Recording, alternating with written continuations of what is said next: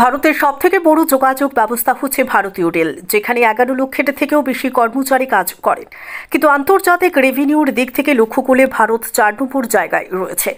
তারই হয়তো একটি ছোট্ট নিদর্শন লক্ষ্য করা গেল উত্তর ত্রিপুরা জেলাস্থিত পানিসাগর রেলওয়ে স্টেশনে। 8 আগস্ট 2024 থেকে বিকল হয়ে রয়েছে থিঙ্ক লাইন লকিং সিস্টেম। জানা যায়, ঊর্ধ্বতন কর্তৃপক্ষকে জানানোর পরও এখনও পর্যন্ত বিকল রয়েছে এই সিস্টেম, যার দরুন টিকিট দিতে পারছেন না রেল কর্তৃপক্ষ।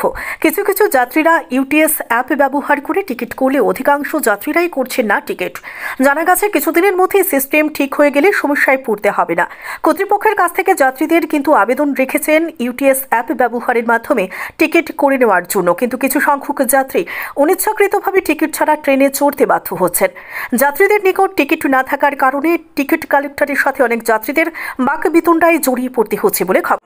আজকে টিকিট পাওয়ার কথা বলতে অ্যাকচুয়ালি আমরা তো ইউটিএস ব্যবহার করি, জন্য অনলাইন করে নিচ্ছি। অফলাইন আজকে দিচ্ছেন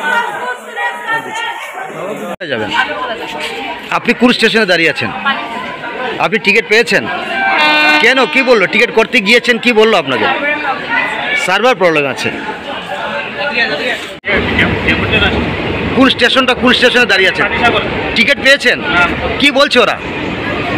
দাঁড়িয়েছিলাম, দেয় না, তারপরে এসে বললাম কতক্ষণ দাঁড়াবো, টিকিট দেয়নি।